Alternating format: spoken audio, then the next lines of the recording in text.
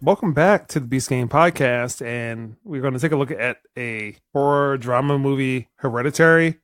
It's an independent film. The movie is written and directed by Ari Aster. It stars Toni Collette, Millie Shapiro, and Gabriel Byrne. And the synopsis is, after the family matriarch passes away, a grieving family is haunted by tragic and disturbing occurrences and begins to unravel the dark secrets. And James, what did you think of Hereditary? You are the master of horror, suspense, and thriller. You have to pay attention. If you do not pay attention, this movie will make absolutely no sense. And I paid attention to this movie, and I think I understood it. Let me stop you for a second. That point that you just made, I have heard that before. A couple other people have mentioned that. Regarding this movie? Yeah, it's kind of like the show don't tell type of filmmaking, and it's kind of vague, but go ahead. Yeah, you have to pay attention. If you happen to just go to the bathroom or take a sip of your drink or something like that, you may miss something. I agree. And the thing is, this movie, to me, isn't that bad, but it isn't that good either. It is a film that has a way deeper meaning, and let me give you the synopsis of what's actually going on. Matt, if I missed something, go ahead and jump in. So it starts off with an obituary talking about the grandmother of the whole family and the mother of the main character, talking about how she passed, and it starts off with the family going to her funeral. One thing I will say about this movie was shot beautifully, in my opinion.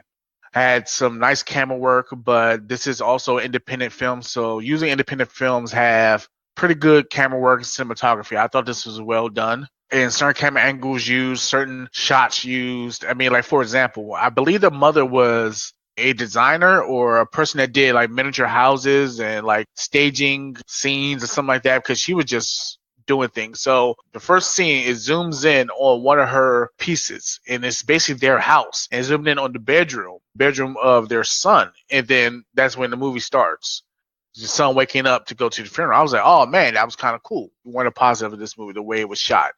The mother and the grandmother did not have a very good relationship. They did not get along. It was a strange relationship. Just from the very beginning, this movie just seemed like the family was already fucked up. This is probably the most dysfunctional family I've ever seen on film in my life. Death was just all over their family. Her father was dead. I think her brother died, and mom just died. It was just very ominous from the very beginning. After she passed, they went to the funeral, and the family was just there in their own world. The son was a weed head. He was smoking like shit. Throughout this whole movie, I just had a sense of dread. Some fucked up shit is going to happen. And then what made it even more fucked up, and Matt's going to definitely chime in on this, the daughter looked like she was about 40, 50 years old, and she was only 13. She looked old as shit. The grandmother was very involved into the family, but she was also kind of crazy a little bit, and she was really attached to the daughter. So her and the daughter were real close. So after she died, the daughter kind of went into like a slight depression. She was like, well, who's going to take care of me? And the mother was like, well, I can take care of you. You know, you are my daughter. But she was like pushing her off. At this point, the movie still goes on. It's just very dark, very dreary. The boy had some type of obsession with a girl in his class. I mean, he was fiending for her, all this shit. Then he gets invited to a party, and the girl happens to be there. And he starts talking to the girl. But, let me back up. He's asked his mom to go to this party. And he was like, okay, well, take your sister with you. That was odd to me. When obviously the girl's 13 years old, and he's about maybe, 16, 17, and this is like maybe like a senior party or something like that, and she was probably in middle school or some shit. Why would you want to take her? She had to bring her because she was a deterrent. Well, yeah, it was probably, but that deterrent failed because he still did what he wanted to do. He just kind of pushed her off. She ended up going, got to the party. He saw the girl that he liked. He was like, yeah, hey, you smoke weed? I got some good shit. Yeah, I smoke weed. Let's go. And then his sister was like, well, where you going? And he was like, well, I'm going over here. Can you please just chill? Or, hey, they got cake over there. Go eat some cake. Her eyes kind of lit up or some shit. And next scene, they were smoking. And the scene after that, the girl was eating some cake. And then she started coughing. I'm like, what the fuck is wrong with her? Come to find out, she busted in the room when they were in there chilling, smoking. She's like, I'm having a hard time breathing. So I'm assuming she had an allergic reaction to the cake. It was something that was in the cake that gave her an allergic reaction. We don't know what. You're 100% right. If you don't pay attention to the film, you miss stuff. Remember in the beginning, she was eating a chocolate bar. The dad was like, hey, does that have nuts in it? Oh, okay. Party, the girl was chopping up the nuts. Yeah. She put the in the chocolate cake, which girl is allergic to. Okay, good point, because I do remember that now. It's in the very beginning. If you miss something, you're kind of fucked. And I do remember that she was chopping up nuts. I mean, because they even zoomed in on that. They made it known that she was chopping up nuts. They did mention that earlier in the movie when she was eating the chocolate bar. She was fucking up chocolate like shit. But that's a whole different story. So had allergic reaction, and the brother started freaking out, and he was bawling in the car, trying to get her to the hospital. Now, at this point, I was like, why didn't you just call 911? He wasn't trying to get all those folks involved. Man, fuck all that. You high as shit. His sister was having an anaphylactic shock. She was allergic to peanuts. Let Matt chime in. So, Matt, what is your viewpoint on Hereditary? Had the potential to be one of those Conjuring type movies. I remember the first time seeing Conjuring, I was, wow, this is what horror movies have been missing for years without being rehashed. Some of the things that this movie hit on was there were parts in the movie that made you feel like, hey, this is what a horror movie should be without using fake CGI. They did, in some scenes, a good job as far as displaying the creepiness or the presence of something evil. In the beginning of the movie, towards the end of the movie, they totally flopped. I felt the movie was clunky. What I mean by clunky is that with Conjuring, it told a fluid story. And the only reason why I'm using Conjuring was because it was those movies that came out of nowhere where you're like, wow, this is actually pretty good, amazing storytelling. This movie right here, like James said earlier, you have to pay attention to very in depth or you will miss some things. But even then, when I was paying attention to the movie, towards the end of the movie, how are you supposed to get that this was tied to that? Right. It didn't do a good job of leading into it at all. And there was a scene in the movie where it seemed like some special effects from the 80s where there's a headless body floating to the treehouse. And when I say it was like some stuff out of the 80s, it was like some special effects out of the 80s. What the hell is that? That's when things started getting creepy. The naked people, I was like, okay, that's one thing. But to see a floating body that didn't even look anywhere close to what a floating body should look like in today's society compared to special effects from the 80s. Again, like I said, it didn't do a good job as far as storytelling. Very clunky. It wasn't streamlined. And, it wasn't seamless. It just made me scratch my head. And I didn't understand what the hell was happening in the end of the movie until I went home and I went on YouTube to figure out what tied into what. I think if they spent another 6 months as far as storytelling or streamless storytelling, this movie had the potential to be phenomenal. It did. Correct me if I'm wrong. I agree with you wholeheartedly. It had a lot of positives, but then it had a lot of negatives as well. Because, like you said, Matt, the storytelling was off. It was so off. It went from one thing, then went to another thing, then went to another thing. And you're like, well, how did we get here?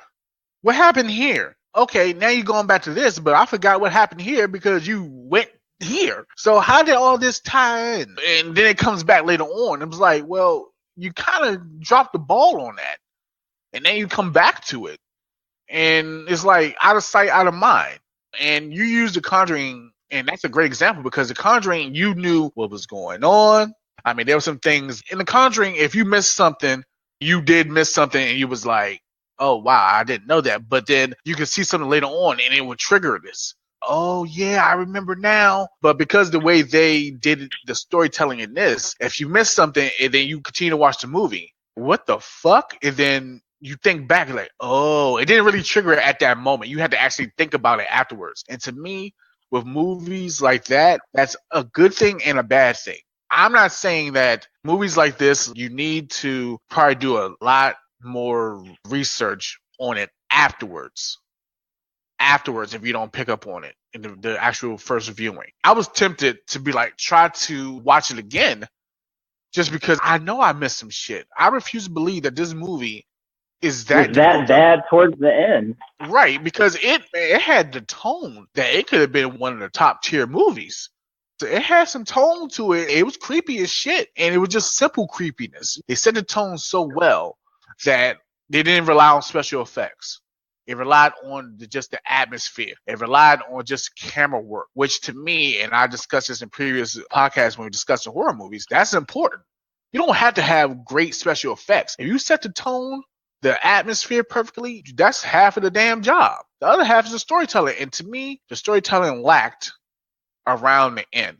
But then I Seems remember like it was a rush. Like the last 25%. Is that how you feel? I thought the last 25%. They said, "Fuck it, we're over our budget. Let's just let's just hurry up and get this go with." Yeah, and the thing is, Matt, that is a possibility. But this was a low budget horror film. The acting of that one female was phenomenal. Yes, that is one positive in this movie. The acting in this movie was very good, except the son. He was a bitch. When he left the house from the party and had his sister in the car, he was driving off like frantically trying to get her to the hospital. She couldn't breathe and she was doing all this shit. So something that jumped out in the road and he swerved to miss what was in the road. But his sister had her head outside the window and he hit a telephone pole or like it was a telephone pole, Matt? He hit a pole and she got decapitated just like that. And you didn't see it, but you knew what happened. You knew what happened. Just zoomed in on his face and you just saw the emotion of just shock. I said his acting was bad. His acting was bad at certain points. This point, his acting was pretty good. But what blew me, and Matt could probably agree with me on this, how do you go home right after that and not say shit to nobody? He went home. You decapitated your sister. Stopped in the car. You looked in the mirror. You saw some shit was on the side of the road. Your sister was not breathing anymore because her head was outside of the car. Her body was inside the car. You sit there for a minute, and then you drive home, and then you go to bed. Is it nothing? Yeah, that's basically it. He drove home, didn't say shit to nobody, laid in the bed, I went to sleep. Woke up, his mom was going to take the car to go somewhere, and she found the body. And next scene was you basically saw her decapitated head on the road with ants all over it. That was a gruesome-ass scene. Yeah, just chilling like a basketball with eyes. Yeah. So after that shit, a lot of weird shit started to happen. A lot of weird shit with this family. Because then the mother was going to grieving sessions once her mom died, the grandmother. And then she was going to sessions explaining how the relationship between her and her mom was estranged and how she was all up her daughter's, I'm not going to say ass, but she was just into her daughter's life and not really necessarily into her son's life. She took care of her son. And then she didn't go back for a while. And then she went back again. She was going to go back again after her daughter was killed. And then she just met by this mysterious lady.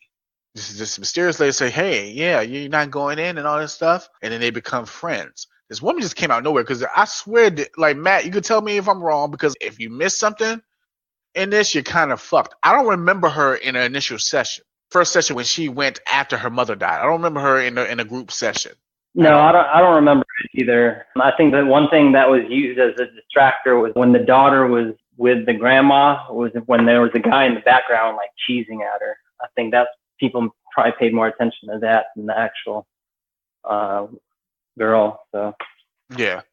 So after that, the movie takes a turn. They become friends and all this stuff. And then like little nuances start to pick up. She went to go to her house because she said, "Yeah, hey, I did a seance to reach my son and my grandson." But she had that in common. She also lost a child or was grieving and whatnot. And then she looked down at the bottom of her doorway in her apartment. Was like, "Hey, my mom did embroidery for like welcome mats too.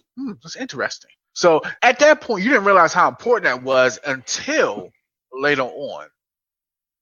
So I was like, okay, what the fuck they gotta do anything? You need to do this seance and blah, blah, blah, blah. And that's when I knew this movie was about to take a turn for the worse. So she performed the seance to try to talk to her daughter. And her daughter always did sound. Just like that. Did that fucking sound. And it just freaked them out because that was her. Right? It was funny as hell, though, because I went to the movies with my wife and my father and mother-in-law. Because we went to the movies. And him being him. And the movie was quiet as hell. It was just like maybe like 8 people in there, right? And it got quiet and he just made a noise. Just funny as hell. But anyway. Beast Gang spoilers. Beast Gang spoilers. I'm just going to fast forward to get to the point. All right. So come to find out, the grandmother was in a damn cult. Okay. And the woman that she met was also in that same cult. And the cult was a cult to worship one of the kings of hell, right? Matt, am I missing anything? Nope, that's it. The boy, her son, was supposed to be the host for the king of hell. So that's why he was One of the being kings of hell. for one of the kings of hell. So he was being tormented after he accidentally killed his sister. Now I'm thinking that his sister was the original host. Yep. Okay, I wasn't quite sure. His sister was the original host. So once she died, that started the whole process of the host transfer into the son. Now the mother was slowly figuring this shit out, just really into it. But the thing is, no one believed her. Her husband thought she was going crazy because she was actually kind of off a little bit. But then one thing my wife brought up, because she also mentioned that she sleptwalked. She used to sleepwalk a lot. There was a time when the son was younger, she was sleepwalking, and she poured paint thinner on him, was going to kill him and burn him. My wife mentioned maybe subconsciously the mother knew what her son was going to be, and she was trying to kill him before it got to that point. I don't know if that's true or not, but with this movie, nothing's out of bounds. The whole time, the son is being just threatened, haunted, seeing things, being frightened, start slamming his head against the damn table with a damn desk in school, beating himself up. The mother figuring stuff out, was like, hey, I know how to stop this. I need to burn this book. She tried to burn the book to stop it before. But then once she started burning the book, she started burning herself. And then she stopped burning the book. She was like, went up to her husband, was like, hey, you have to burn this book. Because if you burn this book, it'll stop everything. She's like, I don't have the heart to do it because then killing myself. And he was like, I'm not going to do this shit. I'm not going to do it. And then she threw the book into the fire and it burned her husband. That is where I was kind of off at. I was like, what the hell's going on? And as soon as she threw the book into the fire, it's like her face just changed. She became like immediately possessed. I'm like, what did she become possessed by, for one? And now her son was home when she was doing all this, but he was knocked out, sleep, because this is after he knocked himself unconscious from slamming his head on a desk in school. And this is when the shit starts getting creepy. This is the last part of this movie, right? This is the last act. And he wakes up, he goes around the house, and she's just in the shadows, just stalking him. Like, she's up on the ceiling, she's in the corner, and she moved fast as shit. I was like, damn. It was just very, very eerie. Very eerie. He ran upstairs into the attic, and before this, she found her mother's body decapitated in the attic as well, decomposing and all that shit. It's all over the place. You can just tell from what I'm describing how it jumped all over the place. The storytelling was that off, but it had the potential to be great. And she was up on the ceiling, slamming her head up against the wall, like headbutting the shit out. I was like, oh my God, this is crazy. I was like, this chick is possessed for real. Right. And then this made my skin crawl. Matt, you could agree with me? When he was up in the attic and he found a body or he found some shit going on there, his mother, possessed, was hovering above him with like a fucking, I don't know. But she was basically slowly cutting her head off. And her face looked so fucked weird up. The imagery in this was creepy as shit. I was like, ooh, that was creepy. She cut her own head off. And then you saw all these dead, naked people in the attic and all this stuff. And he just jumped out the window. And in the process of jumping out the window, he killed himself. The weird special effects come in that Matt talked about with the 80s special effects. You see a floating body with no head, and then you see like a reflection or like a light go over his body, and then just kind of goes over his body and just engulfs his body, and then he wakes up. At this point, you realize that he is possessed, and then he goes up to a treehouse where there's people in the damn treehouse, butterball naked, two decapitated bodies in a bowing position towards an idol, a statue. Let's just call it an idol. And that was supposed to be an idol of the one of the kings of hell that he represented. And then the movie ended. That's it. Weird, man. It was weird as shit, but it had the potential to be something great. The imagery was there, the tone was there, but the storytelling was so bad. It was just all over the place. If they had better storytelling, this could have been a good movie because they had the tone, they had the imagery, they had the camera work, they had the acting, but storytelling was just that bad. And I can't compare it to any movie, but all that I compare it to a movie that I saw was Lords of Salem by Rob Zombie, and how it was a cult and they basically was trying to have a person be a host of an entity, a dark entity. That's the only thing that I could compare it to. And I'm a Rob Zombie fan, but that movie was weird as fuck too. But the storytelling was really bad. Hello? Okay. I was just sitting I think here. Barry should watch it to understand it. I mean, I think it's one of those movies, if all of us You have to watched pay it, I attention think to we would. everything. Everything. I think this is one of the movies that is a divisive movie among the Beast Gang. If all of us watch, I really think you two should really watch it. I will say this. I want to watch it again because, see, the thing about me, I ain't I watching that shit love again. horror movies. I love horror movies, and this movie to me was not a bad movie, but it wasn't a good movie, and I just want to analyze it more because I think that I refuse to believe it's that hard to get. I just think maybe I missed something. Maybe I was eating some No, it popcorn. wasn't that. It was clunky storytelling. That's all it was. No, I agree, but maybe I did miss something. I mean, there is a possibility that I did miss something. I mean, shit, I don't know. It's just crazy. What's your score, Jay? I would give this movie a 3.5 because it had the imagery, it had the tone, directing was mediocre, it had good acting, except for the sun at certain points. The atmosphere was there. Everything to make it a horror movie, a good horror movie, was there, except for the storytelling. The storytelling was just really not good. Just wasn't good. If they improved the storytelling, they had seamless storytelling that lined up and it made sense, I would probably give this movie a 6. Because it did not, I would give it a 3.5, 3.5. I would watch it again because I think maybe I missed something. So I will watch it again just because I think I missed something. The movie 4.5, it does have its highlights as far as setting the tone of the movie, the imagery. Again, the clunky storytelling, the fact that, you know, at the end of the movie it was a WTF, not because of the plot, but it was not clear. Movies like that, in my opinion, do not get a pass, or you have to do research on it. Give it 4.5. I would not watch it again. It seemed like it was a movie made for like sci-fi. There was a good portion of it where you're just like, what is going on here? They didn't do a very good job of storytelling, and that's the whole point why we go to the movies, to be entertained, and it missed totally on that mark. 4.5. So do you guys have any questions? I'm just curious. You guys need to watch it. I don't have any Seriously, you questions. need to watch it. They're not going to watch it, John. Yeah, I don't think so. We would have an amazing podcast if you guys watched it. As much as I would like for them to watch it, they're not going to watch it. I already know this. But y'all have any questions? Anything that... No, I don't. It was clunky as shit. I'm like, yo, where are we going from this to this? How does this make connections from this point to this plot?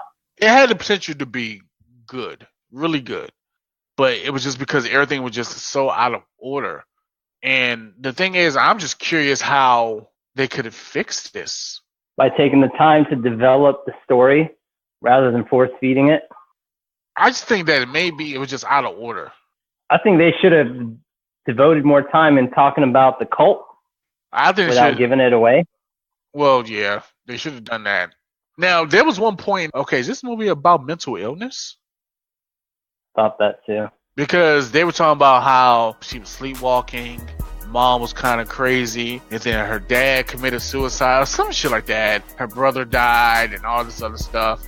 And schizophrenia, yeah. Yeah, that's what made me think that, okay, this shit's about mental illness. All right, cool. I get it. I understand. Beast Game Podcast. Okay.